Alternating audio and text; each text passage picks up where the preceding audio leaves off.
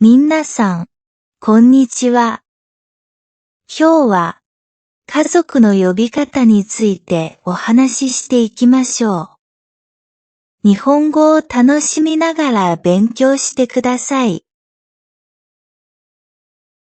日本語では、父親、母親を表す言葉に、父、母とお父さん、お母さんと異なる言い方があります。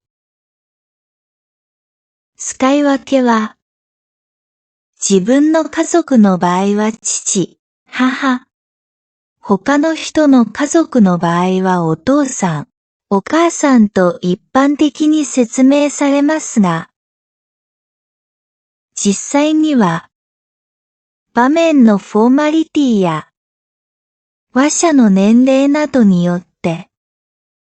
使い分け方が異なります。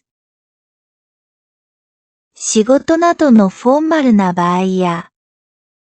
目上の人と話す場合は、前述のような使い分けがされますが、友達同士などインフォーマルな場合や、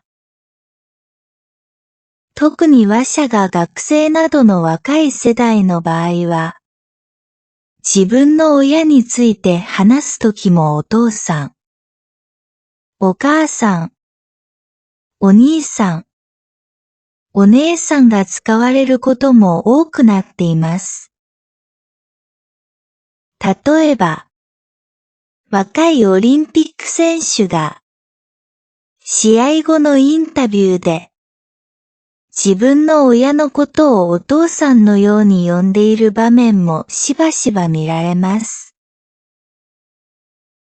若い日本人がお父さん、お母さん、お兄さん、お姉さんなどの言葉を使っているのを聞いたら、それは誰の家族のことを言っているのか、ちょっと考えてみましょう。ただし、自分よりも下の人を表す言葉弟、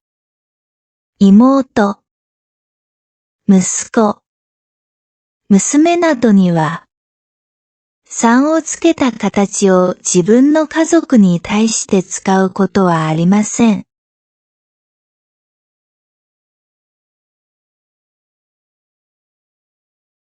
日本語では、父親、母親を表す言葉に、父、母とお父さん、お母さんと異なる言い方があります。使い分けは、自分の家族の場合は父、母。他の人の家族の場合はお父さん、お母さんと一般的に説明されますが、実際には、場面のフォーマリティや、話者の年齢などによって、使い分け方が異なります。仕事などのフォーマルな場合や、目上の人と話す場合は、前述のような使い分けがされますが、友達同士などインフォーマルな場合や、特に話者が学生などの若い世代の場合は、自分の親について話すときもお父さん、お母さん、お兄さん、お姉さんが使われることも多くなっています。例えば、若いオリンピック選手が、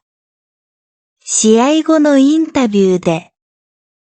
自分の親のことをお父さんのように呼んでいる場面もしばしば見られます。若い日本人がお父さん、お母さん、お兄さん、お姉さんなどの言葉を使っているのを聞いたら、それは誰の家族のことを言っているのか、ちょっと考えてみましょう。ただし、自分よりも下の人を表す言葉弟、妹、息子、娘などには、さんをつけた形を自分の家族に対して使うことはありません。